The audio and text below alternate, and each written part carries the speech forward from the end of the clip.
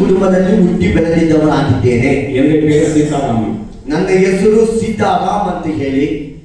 இயேசு யார் என்பதை நான் இந்த வேத புத்தகத்தின் மூலமா கண்டுபிடித்தேன். ನಾನು ದೇವರು ಯಾರು ಅಂತ ಹೇಳುವ ಸತ್ಯವನ್ನ ಈ ವೇದ ಪುಸ್ತಕದ ಮೂಲಕವಾಗಿ ನಾನು ಅರ್ಥ ಮಾಡಿಕೊಂಡೆ. ஒரு வசனத்தை நாம் வாசிப்போம். ಒಂದು ವಾಕ್ಯವನ್ನು ನಾವು ಅದರ ವೇದ ಪುಸ್ತಕದಿಂದ ಓದಿಕೊಳ್ಳೋಣ. யோவான் புத்தகத்திலே 1ஆம் அதிகாரம், ಯೋಗನ ಬರೆದ ಸುವಾರ್ತೆ 1ನೇ ಅಧ್ಯಾಯ 9வது வசனம். 9ನೇ ವಾಕ್ಯ. உலகத்தில் வந்து எந்த மனுஷனையும் பிரகாசிப்பிக்கிற ஒளி அந்த மெய்யான ஒளி. ಲೋಕಕ್ಕೆ ಬಂದು ಎಲ್ಲ ಮನುಷ್ಯರುಗಳನ್ನು ಪ್ರಕಾಶಿಸುವುದಕ್ಕೆ ಸಹಾಯ ಮಾಡುವ ಬೆಳಕೆ ಆ ಬೆಳಕು ಅಂತ ಹೇಳಿ ಓದುತ್ತಾ ಇದ್ದೇವೆ. நான் நினைத்திருந்தேன் இயேசு கிறிஸ்தவங்களுக்கு மட்டும்தான் கடவுள் என்று. நான் ಅನ್ಕೊಂಡಿದ್ದೆ ಯೇಸು ಕರ್ತನು ಅವರು ಕ್ರಿಸ್ಟಿಯನ್ಗೆ ಮಾತ್ರ ದೇವರು ಅಂತ ಹೇಳಿ ನಾನು ಅನ್ಕೊಂಡಿದ್ದೆ. இன்னைக்கு अनेक பேர் அப்படிதான் நினைத்துக் கொண்டிருக்கிறார்கள். ಇವತ್ತು ತುಂಬಾ ಜನರ ಆಲೋಚನೆ ಕೂಡ ಹಾಗೆ ಇದೆ. ஆனால் யோவான் இங்கே சொல்கிறார் இயேசு கிறிஸ்து உலகத்தில் வந்து எந்த மனுஷனையும் பிரகாசிக்கிற ஒளி. ಆದರೆ ಯೋಗಾನ ಇಲ್ಲಿ ಹೇಳ್ತಾ ಇದ್ದಾರೆ ಇವರು ಈ ಲೋಕಕ್ಕೆ ಬಂದು ಎಲ್ಲ ಮನುಷ್ಯರನ್ನು ಪ್ರಕಾಶ ಮಾಡುವ ಬೆಳಕಾಗಿದ್ದಾರೆ ಅಂತ ಹೇಳಿ. ಅದು மட்டும் அவர் சொல்லவில்லை. ಅದು ಮಾತ್ರ ಅವರು ಹೇಳಿಲ್ಲ. அவர் சொல்லுகிறார் அவர் நம்மை ஒரு குடும்பத்தில் ஒருவராக மாற்றுகிறார். ಅವರು ಕುಟುಂಬದಲ್ಲಿ ಒಬ್ಬರಾಗಿ ನಿಮ್ಮನ್ನು ನಮ್ಮನ್ನು ಬದಲಾಯಿಸುತ್ತಾ ಇದ್ದಾರೆ ಅಂತ ಹೇಳುವುದನ್ನು ಕೂಡ ಅವರು ಹೇಳ್ತಾ ಇದ್ದಾರೆ. 13வது வசனம் 13ನೇ ವಾಕ್ಯದಲ್ಲಿ ಹಾಗೆ ಓದ್ತಾ ಇದ್ದೀವಿ. அவர்கள் இரத்தத்தினாலாவது மாம்சத்தினாலாவது புருஷனால் பிறவாமல் தேவனாலே பிறந்தவர்கள். ಅವರು ರಕ್ತದಿಂದಾಗಲಿ ಓದ್ತೀರಾ? 13 யோவான் 1:13 ರಕ್ತದಿಂದಾಗಲಿ ಮನುಷ್ಯ ಸಿದ್ಧದಿಂದಾಗಲಿ ಪುರುಷ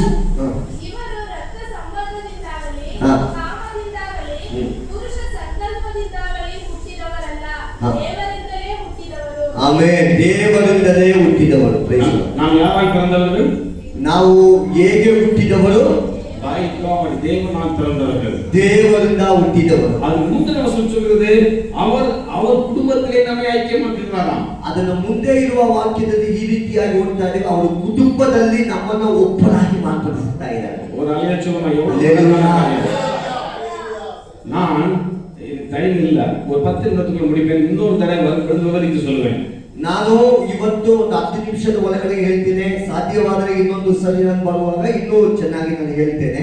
நான் 10ஆம் வகுப்பு படிக்கும் வரைக்கும் என்னுடைய இந்த கடவுளை பின்பற்றினேன். ನಾನು 10ನೇ ಕ್ಲಾಸ್ 10ನೇ ತರಗತಿ ಓದುವ ತನಕ ನಾನು ಬೇರೆ ಮತಗಳನ್ನ ಅಥವಾ ಬೇರೆ ದೇವರುಗಳನ್ನ ನಮಸ್ಕರಿಸಿಕೊಂಡು ಬಂದಿದ್ದೆ. எங்கள் வீட்டில் ಅನೇಕ சாமி படங்கள் ಉಂಟು. ನನ್ನ ಹಲ್ಲೆಲೂಯಾ ಮನೆಯಲ್ಲಿ ಬೇರೆ ಚಿತ್ರಗಳು ಅಥವಾ தேவனுக்கு சம்பந்தப்பட்ட சித்திரಗಳು ಇದೆ. நான் 10ஆம் வகுப்புக்கு படித்த பின்பு ஒரு நாள் என்னுடைய தகப்பனிடம் கேட்டேன், இத்தனை கடவுள் இருந்தும் ஏன் நமக்கு இப்படி பிரச்சனைகள்? ನಾನು ಒಂದು ಸರಿ ನನ್ನ ತಂದೆಯ ಹತ್ರ ಕೇಳಿದೆ, ಇಷ್ಟೊಂದು ದೇವರ ಫೋಟೋವನ್ನ ಮಾಡಿದ್ದೀರಲ್ಲ, ಯಾಕೆ ನಮಗೆ ಇಷ್ಟೊಂದು ಕಷ್ಟ ಅಂತ ಹೇಳಿ ಕೇಳಿದೆ. நமக்கு இப்படி கடவுள் இருப்பது போல கிறிஸ்தவர்கள் கடவுள் இருக்கிறார்கள், இஸ்லாமியர்கள் கடவுள் இருக்கிறார்கள். ನಮಗೆ ಇಷ್ಟೊಂದು ಇರುವ ರೀತಿಯಲ್ಲಿ ಕ್ರಿಶ್ಚಿಯನ್ ಮತ್ತು ಮುಸಲ್ಮಾನರು ಕೂಡ ದೇವರುಗಳಿಗೆ ಅಲ್ಲ ಅಂತ ನಾನು ಕೇಳಿದೆ. அப்படி என்றால் மேல ஒரு நிறைய கடவுள் ஒரு ஐக்கியம் இருக்கிறதா என்று கேட்டேன். ಆಗ ನಾನು ಕೇಳಿದೆ, ಮೇಲ್ಗಡೆ ವಾನದಲ್ಲಿ ಏನಾದರೂ ತುಂಬಾ ದೇವರುಗಳೆಲ್ಲ ಒಂದು ಗುಂಪಾಗಿ ಇದ್ದಾ ಅಂತ ಹೇಳಿ ನಾನು ಕೇಳಿದೆ. அவர் சொன்னார், ಇದರ ಬಗ್ಗೆ பேசக்கூடாது என்று. ನಾವು ನಮ್ಮ ತಂದೆಯವರು ಹೇಳಿದ್ರು, ಈ ರೀತಿಯಾಗೆಲ್ಲ ಕುತರ್ಕವಾಗಿ ಮಾತಾಡಬಾರದು ಅಂತ ಹೇಳಿ ಅವರು ಹೇಳಿದ್ರು. இதை குறித்து நினைக்க ஆரம்பித்தேன். அப்படி என்றால் கடவுள் என்பவர் இப்படி இருக்க முடியாது. ಆಗ ನಾನು ಅನ್ಕೊಂಡೆ, ದೇವರಂದ್ರೆ ಈ ರೀತಿಯಾಗಿ ಇರುವುದಕ್ಕೆ ಸಾಧ್ಯವೇ ಇಲ್ಲ ಅಂತ ಹೇಳಿ ನಾನು ಅನ್ಕೊಂಡೆ. கிறிஸ்தவர்கள் கடவுள், இஸ்லாமியர்கள் கடவுள், இந்துக்கள் கடவுள் இருக்க முடியுமா? ಒಬ್ಬೊಬ್ಬರಿಗೂ ಒಂದೊಂದು ದೇವರು, ಕ್ರಿಶ್ಚಿಯನ್ಗೆ, ಮುಸ್ಲಿಂಗೆ, ಹಿಂದೂ ಇದಕ್ಕಾಗಿ ಒಂದೊಂದಕ್ಕೂ ಒಂದೊಂದು ದೇವರು ಅಂತ ಹೇಳಿ ಇರ್ತಾರ, ಸಾಧ್ಯವೇ ಇಲ್ಲ ಅಂತ ಹೇಳಿ ನಾನು ಅನ್ಕೊಂಡೆ. எங்கள் கடவுள்கள் பிள்ளை பெற்று பிள்ளை கடவுள் இருக்கிறார்கள். எங்கள் கடவுளுக்கு கல்யாணமாகி அவர்கள் பிள்ளைகளை பெற்று பிள்ளைகளான கடவுளும் இருக்கிறார்கள். ಕೆಲವೇ ದೇವರುಗಳಿಗೆ ಮಕ್ಕಳು ಹುಟ್ಟಿ ಆ ಮಕ್ಕಳು ಕೂಡ ದೇವರಾಗಿರುವ ರೀತಿಯಲ್ಲಿ ಇರುವ ಸಂಪ್ರದಾಯಗಳಿದೆ. இது என்ன, இது எப்படி சாத்தியப்பட முடியுமா? ಇದೆಲ್ಲ ಹೇಗೆ ಸಾಧ್ಯ? அப்ப நான் ஒன்றை நினைத்தேன், கடவுள் என்று ஒருவர் இருப்பார் என்றால் அவர் ஒருவராக தான் இருக்க வேண்டும். ಅದು ಒಬ್ಬ ದೇವರಂತ ಹೇಳಿ ಒಬ್ಬರು ಇದ್ದಾರಂದ್ರೆ ಅವರು ಒಬ್ಬರಾಗಿರ್ಬೇಕು. ஆனால் எங்கள் மத புத்தகங்களில் அதை குறித்து சரியான விளக்கம் இல்லை. ಅದನ್ನ ಕುರಿತಾಗಿ ನಾನು ಓದುವುದಕ್ಕೆ ನಾನು ಪಾಲಿಸಿದ ಮನದ ಪುಸ್ತಕಗಳನ್ನು ಓದುವಾಗ ಅದರಲ್ಲಿ ಸರಿಯಾದ அல்லேலூயா ಮಾತುಗಳು ಅಲ್ಲಿ ಇಲ್ಲ. ஆதலால் நினைத்தேன் கடவுள் என்பவர் இருக்க முடியாது என்று. ಆಗ ನಾನು ಈ ರೀತಿಯಾಗಿ ಅನ್ಕೊಳ್ಳಕ್ಕೆ ಹೋಗಿದ್ದೆ, ದೇವರೇ ಇಲ್ಲ ಅಂತ ಹೇಳಿ. என் கல்லூரி வாழ்க்கைக்கு சென்றேன். என்னுடைய கல்லூரிக்கு நான் படிக்க சென்றேன். ನಾನು ಓದುವುದಕ್ಕಾಗಿ ವಿದ್ಯಾಭ್ಯಾಸ ಮಾಡುವುದಕ್ಕಾಗಿ ನಾನು ಕಾಲೇಜ್ ಲೆವೆಲಲ್ಲಿ ಹೋದೆ. அப்பொழுது நான் கம்யூனிஸ்ட் வழிகளை தெரிய ஆரம்பித்தேன். ನಾನು ಕಮ್ಯುನಿಸ್ಟ್ ದಾರಿಗಳನ್ನು ಹುಡುಕಿಕೊಂಡು ಹೋಗುವುದಕ್ಕೆ ಪ್ರಯತ್ನ ಪಟ್ಟೆ. கம்யூனிஸ்ட் காரியங்களை கேட்கும் பொழுது அது எல்லாரும் சமத்துவமாக சொல்கிறது என்று அறிந்தேன். ನಾನು ಅನ್ಕೊಂಡೆ ಅವರು ಹೇಳುವುದು ಎಲ್ಲರಿಗೂ ಒಳ್ಳೆಯದನ್ನ ಹೇಳ್ತಾ ಇದ್ದಾರೆ ಅಂತ ಹೇಳಿ ತಿಳ್ಕೊಂಡು ಅದನ್ನ ನನ್ನ ತಲೆಯಲ್ಲಿ ತುಂಬಿಸಿಕೊಂಡೆ. அடுத்து கம்யூனிஸ்ட் வாரியாக மாறினேன். ನಾನು ಕಮ್ಯುನಿಸ್ಟ್ ಅನ್ನ ಪಾಲನೆ ಮಾಡುವ ಒಂದು ವ್ಯಕ್ತಿಯಾಗಿ ನಾನು ಆದೆ. அதற்கு பின்பு இன்னும் அதிகமாக யோசிக்க ஆரம்பித்தேன். ಅದಾದ್ಮೇಲೆ ಇನ್ನೂ ಹೆಚ್ಚಾಗಿ ಅದನ್ನು ಕುರಿತಾಗಿ ಆಲೋಚನೆ ಮಾಡುವುದಕ್ಕೆ ಪ್ರಯತ್ನ ಪಟ್ಟೆ. மனிதர்களுடைய இவ்வளவு பாகுபாடுகள் இவ்வளவு பிரச்சனை இருக்கிறபடியால் கடவுள் இல்லை, இருக்க முடியாது, அதை குறித்து பேச வேண்டும் என்று எண்ணினேன். ನಾನು ಮನುಷ್ಯರ ಒಳಗಡೆ ಇರತಕ್ಕಂಥ ಭೇದ ಭಾವಗಳು ದೇವರ ಕುರಿತಾಗಿ ಎಲ್ಲ ನೋಡಿದ ಮೇಲೆ ಇದನ್ನ ದೇವರು ಯಾರು ಅಂತ ಹೇಳುವುದರ ಕುರಿತಾಗಿ ಮಾತಾಡಬೇಕು ಅಂತ ಹೇಳಿ ನಾನು ಬಯಸ್ತಿದೆ. ಅದಕ್ಕೆ ತೀವ್ರವಾಗಿ கடவுள் இல்லை என்று சொல்ல ஆரம்பித்தேன். ಆಗ ನಾನು ಏನ್ ಮಾಡಿದೆ ಅಂದ್ರೆ ದೇವರಂತ ಹೇಳುವವರಿಗೆ ಇಲ್ಲವೇ ಇಲ್ಲ ಕಣಪ್ಪ ಅಂತ ಹೇಳಿಕೊಂಡು ಮಾತಾಡುವ ವ್ಯಕ್ತಿಯಾಗಿ ನಾನು ಆದೆ. ಅದಕ್ಕೆ பின்பு ஒரு மிகப்பெரிய பிரச்சனையிலே அகப்பட்டுக் கொண்டேன். ಆದರೆ ನಾನು ಯಾವಾಗ ಆ ನಿರ್ಧಾರವನ್ನು ತಗೊಂಡಿದ್ದನೋ ಆಗಲೇ ನಾನು ಕೆಲವೇ ಸಮಸ್ಯೆಗೆ ಒಳಗಾದೆ. ಅದನ್ನು ವಿವರಿಸಿ சொல்ல முடியாது. ಅದನ್ನು ನಾನು ಈಗ ವಿವರವಾಗಿ ಹೇಳುವುದಕ್ಕೆ ಆಗುವುದಿಲ್ಲ. ஆனால் அந்த பிரச்சனை இருக்கும் பொழுது என் வாழ்க்கையில் ஏற்பட்ட பிரச்சனை நிமித்தமாக ஒரு நாள் என்னுடைய ரூமுக்கு வந்தேன். ನಾನು ನನಗೆ ಆದಂತ ಸಮಸ್ಯೆಯ ನಿಮಿತ್ತವಾಗಿ ತುಂಬಾ ಬೇಜಾರಲ್ಲಿ ಒಂದು ದಿನ ನನ್ನ ಮನೆಯಲ್ಲಿ ನಾನು ಬಂದು ಅಥವಾ ನನ್ನ ರೂಮಲ್ಲಿ ಬಂದು ನಾನು ಕೂತುಕೊಳ್ಳುವಾಗ என்னவென்றால் கடவுளை குறித்த ஒரு பிரச்சனை, ಅದು ಒಂದು ದೇವರ ವಿಚಾರವಾಗಿರತಕ್ಕಂಥ ಸಮಸ್ಯೆಯೇ ಅದು. அப்பொழுது என்னுடைய அறையில் அன்புடைய நண்பர் அவர்கள் அமர்ந்திருந்தார்கள். அவர் பைபிளை படித்துக் கொண்டிருந்தார். ಆಗ ನನ್ನ ರೂಮಿನಲ್ಲಿ ಕೂತುಕೊಂಡಿದ್ದವರು ಅವರು ದೇವರ ವಾಕ್ಯಗಳನ್ನು ಓದುತ್ತಾ ಇದ್ರು. அவரை நான் மிகவும் கிண்டல் செய்வேன். அவர் படிப்பதை குறித்து எங்கள் ரூமில் உள்ள மற்றவர்கள் சேர்ந்து அதை குறித்து நாங்கள் கிண்டல் செய்வோம். ನಾವು ಅವರು ಅದನ್ನು ಓದುತ್ತಾ ಇರುವಾಗ ನಾವು ಕೇಳಿ ಮಾಡ್ತೀವಿ, ಟೀಕೆ ಮಾಡ್ತೀವಿ ಅವರನ್ನು ನೋಡಿ. அப்பொழுது அவரிடம் கேட்டேன், உங்கள் வேத புத்தகத்திலே நீ படிக்கிறாயே கடவுளை பற்றி என்ன சொல்கிறது என்று கேட்டேன். ಆಗ ನಾನು ಅವರ ಹತ್ರ ಕೇಳಿದೆ, ಅಪ್ಪ ನೀನು ಓದತಕ್ಕಂತ ಈ ಬೈಬಲ್ ಅಲ್ಲಿ ದೇವರ ಬಗ್ಗೆ ಏನಯ್ಯ ಬರೆದಿದೆ ಅಂತ ಹೇಳಿ ಅವರ ಹತ್ರ ಪ್ರಶ್ನೆ ಕೇಳಿದೆ. அப்பொழுது அவர் சொன்னார், எங்கள் வேத புத்தகத்திலே ஒரே ஒரு தேவனை குறித்து தான் சொல்கிறது. ಆಗ ಅವರು ಹೇಳಿದ್ರು, ಒಂದೇ ಒಂದು ದೇವರು ಇದ್ದಾರೆ ಅಂತ ಹೇಳುವ ಸತ್ಯವನ್ನ ನನ್ನ ಬೈಬಲ್ ಹೇಳುತ್ತಾ ಇದೆ ಅಂತ ಹೇಳಿ ಅವರು ಹೇಳಿದ್ರು. அதனால் மற்ற கடவுளை எங்கள் வேத புத்தகம் ஒரே கடவுளை குறித்து தான் சொல்கிறது. ಹಾಗೆ ಅವರು ಹೇಳಿದ್ರು, ನಮ್ಮ ಬೈಬಲ್ ಹೇಳುವುದು ಒಂದೇ ದೇವರು, ಬೇರೆ ಯಾರೂ ದೇವರಿಲ್ಲ ಅಂತ ಹೇಳುವ ಸತ್ಯದಲ್ಲಿ ಇದೆ ಅಂತ ಹೇಳಿ. அப்பொழுது அவரிடம் கேட்டேன், இந்த பைபிள் இருந்து நான் அறிந்து கொள்ள வேண்டும் என்று கூறினேன். ನಾನು ಹೆಚ್ಚಾಗಿ ಬೈಬಲ್ ಅನ್ನು ಕುರಿತಾಗಿ ಕಲಿಬೇಕು, ಹೇಗೆ ದಾರಿ ಅಂತ ಹೇಳಿ ಅವರ ಹತ್ರ ನಾನು ಕೇಳಿದೆ. அவர் சொன்னார், ஒரு கூட்டம் நடக்கிறது, ಅದಕ್ಕೆ வாருங்கள். ಆಗ ಅವರು ಹೇಳಿದ್ರು, ಇಲ್ಲಿ ನಡೆಯತಕ್ಕಂತ ಒಂದು ಮೀಟಿಂಗ್ಗೆ ನಿನ್ನಿಂದ ಬರಕ್ಕಾದ್ರೆ ಬನ್ನಿ ಅಂತ ಹೇಳಿದ್ರು. ನಾನು ಅದುವರೆ ಎಂತ ಕ್ರಿಸ್ತವ ಕೂಟಕ್ಕೂ ಸೇರಿದಿಲ್ಲ. ಅದುವರೆಗೂ ನಾನು ಯಾವ ಮೀಟಿಂಗ್ಸ್ಗಳಿಗೂ ಹೋದ ವ್ಯಕ್ತಿಯೇ ಅಲ್ಲ. ನಾನು அல்லது இதே மாதிரி சபைகளிலே நான் பங்கெடுத்ததும் இல்லை. ನಾನು ಯಾವ ಚರ್ಚಿನಲ್ಲಿಯೂ ಪಾಲುಗಾರನಾಗಿಯೇ ಇಲ್ಲ. முதல் முறையாக ஒரு கிறிஸ்தவ கூட்டத்திற்கு சென்றேன். ಆಗ ಅಲ್ಲಿ ನಡೆಯತಕ್ಕಂತ ಒಂದು ಕ್ರಿಶ್ಚಿಯನ್ ಮೀಟಿಂಗ್ಗೆ ನಾನು ಹೋಗಿದ್ದೆ. அங்கே கடைசி பெஞ்சிலே உட்கார்ந்து கொண்டிருந்தேன். ಲಾಸ್ಟ್ ಬೆಂಚಿನ ವ್ಯಕ್ತಿಯಾಗಿ ನಾನು ಕೂತುಕೊಂಡೆ. அந்த ஊழியர் ஒரு வசனத்தை எடுத்தார். ಅಲ್ಲಿ ದೇವರ ವಾಕ್ಯವನ್ನು ಹೇಳಿದ ಕರ್ತನ ದಾಸನು ಒಂದು ಮಾತನ್ನು ಈ ರೀತಿಯಾಗಿ ಹೇಳಿದ್ರು. ಅದು ಸಂಗೀತ 14 Psalms 14. ಸಂಗೀತ 14:1. ಕೀರ್ತನೆ 14:1 ವಾಕ್ಯವನ್ನು ಅವರು ಓದಿದ್ರು. ಯಾರು ವಾಸಿಗಳು ಯಾರಾದರೂ ಓದ್ತೀರಾ? ಕೀರ್ತನೆ 14:1.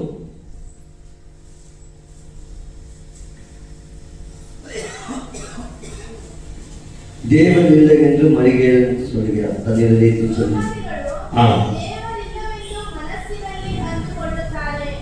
என்ன சொல்லுது?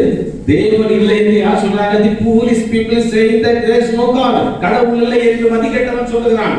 ಅಲ್ಲಿ ನಾವು ಓದ್ತಾ ಇದ್ವಿ, ಇವು ಯಾರು ದುರ್ಮತಿಗಳು ಏನಂತಾರಂದ್ರೆ ದೇವರೇ ಇಲ್ಲ ಅಂತ ಹೇಳ್ತಾರಂತ ಹೇಳಿ ಅವ್ರಿಗೆ ಹೇಳಿದ್ರು. அருமையாக எழுதியிருக்க துர்மதியர் மதிகெடர் மதி இல்லதವರು ಅಥವಾ ದುರ್ಮತಿಗಳು.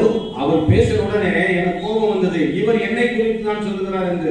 ತಕ್ಷಣವಾಗಿ ನನಗೆ ಕೋಪ ಬಂದಿತ್ತು, ಈ ವ್ಯಕ್ತಿ ನನ್ನ ಕುರಿತಾಗಿ ಹೇಳ್ತಾ ಇದ್ದಾರೆ ಅಂತ ಹೇಳಿಕೊಂಡು. என்னை பத்தி அவருக்கு தெரியாது, அவரை பத்தி எனக்கு தெரியாது. ನಾವಿಬ್ಬರು ಪರಸ್ಪರ ಮಾತಾಡಿಲ್ಲ, ನಾವಿಬ್ಬರಿಗೂ ಪರಿಚಯ ಆಗಿಲ್ಲ, ಅವರ ಬಗ್ಗೆ ನನಗೆ ಗೊತ್ತಿಲ್ಲ, ನನಗೆ ಅವರ ಬಗ್ಗೆ ಗೊತ್ತಿಲ್ಲ. என்னை கூட்டிக் கொண்டிருந்த அவர் தான் அவரிடம் ரகசியமாக சொல்லியிருக்க வேண்டும் என்று எண்ணினேன். ನಾನು ಅನ್ಕೊಂಡೆ ನನ್ನ ಬುದ್ಧಿಯಿಂದ ನನ್ನ ಕರ್ಕೊಂಡು ಬಂದಿದ್ದ ವ್ಯಕ್ತಿ ಅವರ ಹತ್ರ ಹೇಳಿಸ್ಬಿಟ್ಟು ಮಾತಾಡಿಸ್ತಾ ಇದ್ದಾರೆ ಅಂತ ಅನ್ಕೊಂಡೆ. அவர் சொல்லுகிறார் தி foolish people, இந்த மதிகேடன் சொல்லுகிறான் என்று.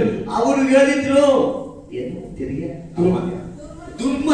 ದುರ್ಮತಿಗಳು ದೇವರಿಗಿಲ್ಲ ಅಂತ ಹೇಳ್ತಾ ಇದ್ದಾರೆ. அவர் என்னை தான் சொல்லுகிறார் என்று எண்ணினேன். ಆಗ ನಾನು ಅನ್ಕೊಂಡೆ ನನ್ನನ್ನೇ ದುರ್ಮತಿಗಳು ಅಂತ ಹೇಳಿ ಅವರು ಹೇಳ್ತಾರೆ ಅಂತ ಹೇಳಿ ಅನ್ಕೊಂಡೆ. ஏனென்றால் நான் தான் கடவுள் என்று சொல்லிக் கொண்டிருக்கிறேன்.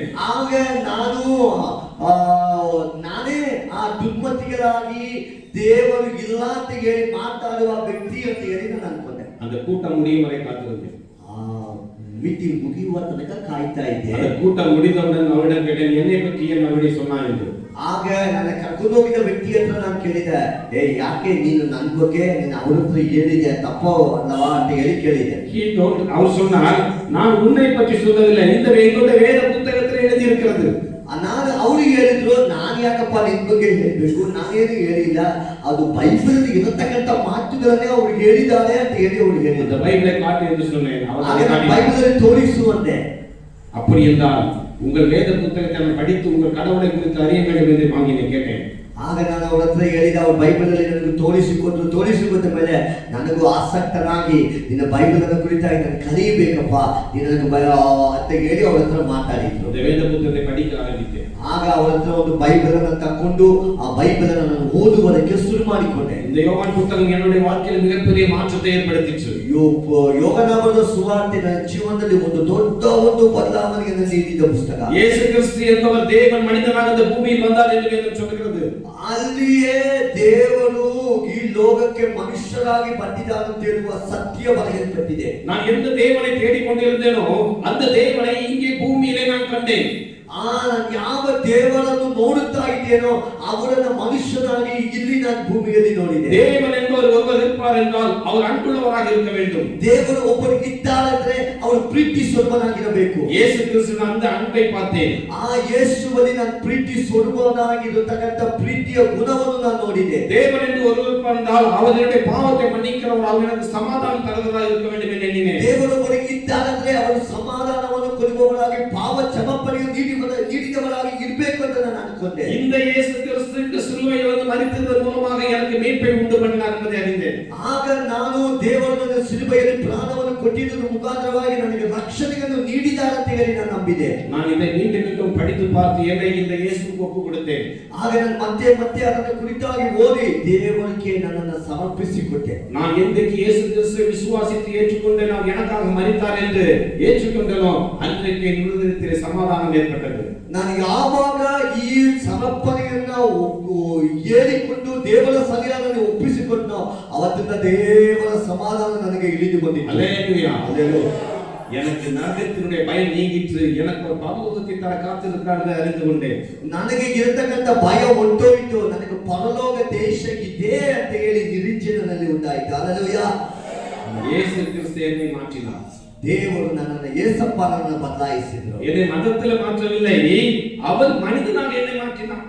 ದೇವರು ನನ್ನ ಮತದಲ್ಲಿ ಕ್ರಿಶ್ಚಿಯನ್ ಮತಕ್ಕೆ ನನ್ನನ್ನು ಪರಿವರ್ತನೆ ಮಾಡಿಲ್ಲ, ಅವರು ನನ್ನ ಮನಸ್ಸನ್ನು ಬದಲಾಯಿಸಿದರು. ಯೇಸು ಕ್ರಿಸ್ತು ಏற்றுಕೊಂಡಾல் மதம் மாறுகிறவன் என்று அல்ல, மனம் மாறினேன். ನಾನು ಮತ ಏನೋ ಪರಿವರ್ತನೆ ಆಗಿಲ್ಲ, ನನ್ನ ಮನಸ್ಸು ಪರಿವರ್ತನೆ ಆದ ವ್ಯಕ್ತಿ.